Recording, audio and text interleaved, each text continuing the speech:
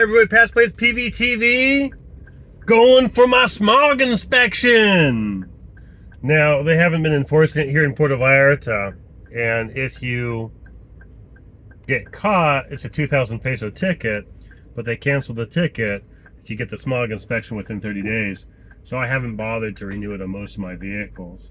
So I do have a Pass Plates borrow car that I'm going to be loading out to some friends, and they're going to go to Guadalajara, so it has to have it. So we're going to go ahead and get it. I hope they're open. Said their appointments are until like 6 o'clock. Anyways, pretty simple. Show you right here. Go online to the website, put the link in the comments. First one's going to be vehicle information, then it's going to be personal information, and then it's going to give you payment options. I picked the Mercado Pago. Mercado Pago makes it nice and easy because I was able to go ahead and pay with my US credit card right away. So I pulled up, yeah, anyways, went through Mercado Libre, made the payment, and it's funny, I accidentally double pressed a button, and so it was saying like, this car already has a payment. So, which is great, so it didn't charge me twice, but then I was kind of lost. So then I went back to the main page, and when I went back to the main page, it says, you know, adjust your appointment, da-da-da-da. So I clicked that, right? And then it had me put in my VIN number, and then it said, oh, go ahead and make your appointment. Made a same-day appointment, and drove up. Here I am by the Corona factory. I call it the Corona factory. Before the Home Depot, heading north, past the airport. And lady came up and she said,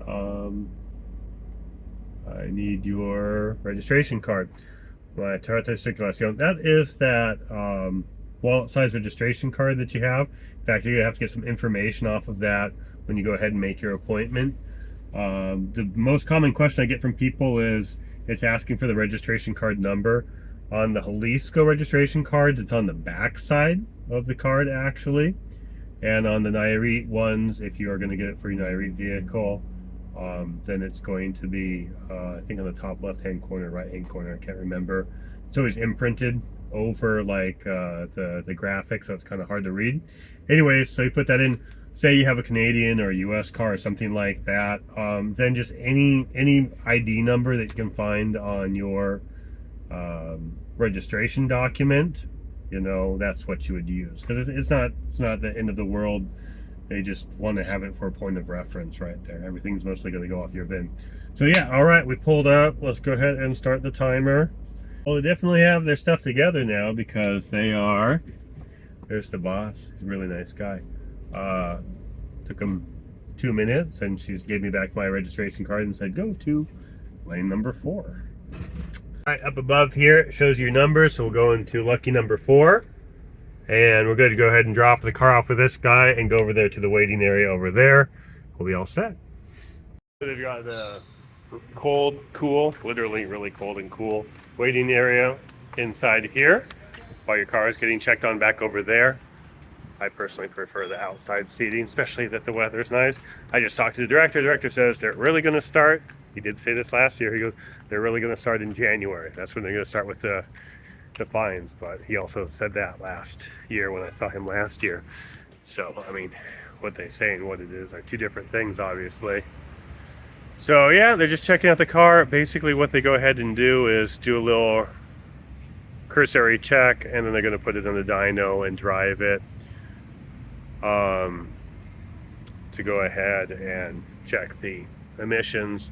Let them know if you have a 4-wheel drive vehicle or an all-wheel drive vehicle, because they do a different process for those, because they can only do front wheel or rear-wheel drive on the dyno machine. When it is an all-wheel drive or 4-wheel drive vehicle, then they put it on to they just rev the engine faster. So far so good. Oh, so if you are to fail, then, you know, they have had issues here where they have just had bad machines, like a bad part or something like that. And so people have requested to test in a different lane immediately, and have done so in past. Some cases, people have been told they have to come back the next day or something like that. Anyways, you have 30 days to go ahead and get your car fixed You know, and people have been denied for like just something as simple as an exhaust leak. For exhaust, I recommend going to this place, Rack. And so if you fail a second time, then they give you a certificate that you failed. And so basically you drive around with a certificate that you failed, and that is your pass.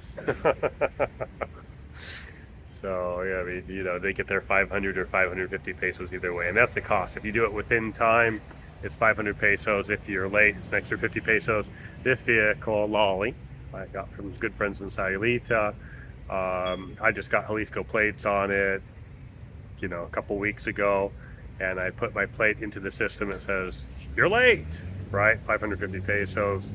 And so, boom, you know, went ahead and paid, and that's all set. So yeah, if you fail, don't worry about it. Go back, fail again, and get your failure certificate and drive around with the failure certificate. And then if you fail and then pass, great, then that's all taken care of, and you get your green sticker in the window.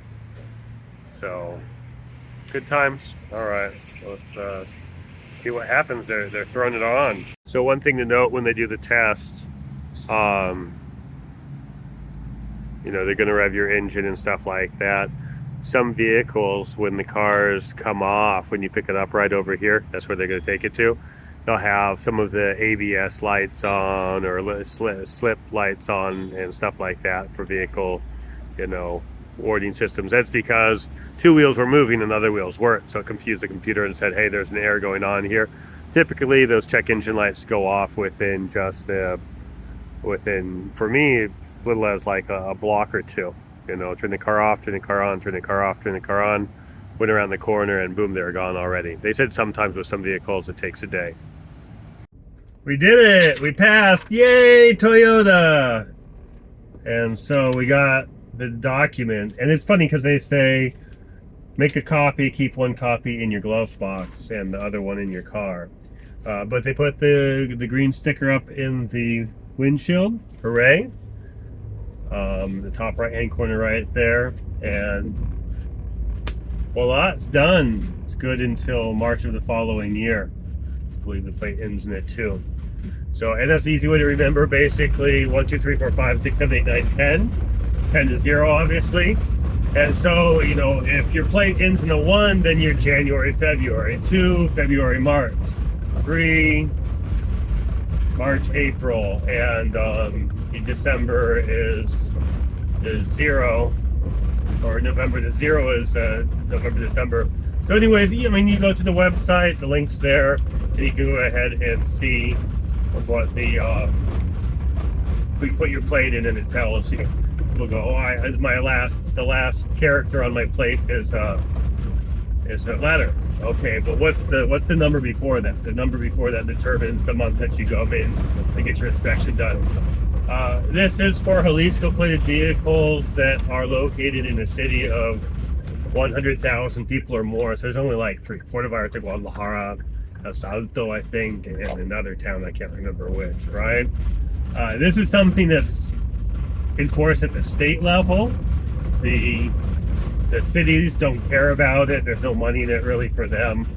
So, I mean, it's kind of, you know, you're not going to be hassled by city cops. If a city cop is hassling you about not having the permit, he's trying to hustle you for a bribe. And you say, anybody that pulls you over and you don't have it, say, give me the ticket. Give me the ticket. Give me the ticket. Give me the ticket. You get the ticket, right? And remember, you have 30 days to go ahead, do the test, show proof of the test, right?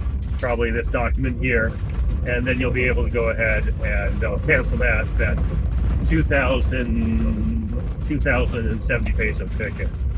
So that's what it is. You're from out of town, Canada, United States. Technically, if your vehicle's in Puerto Vallarta or one of these cities for more than 30 days per 6 months, then you're supposed to go ahead and get this permit.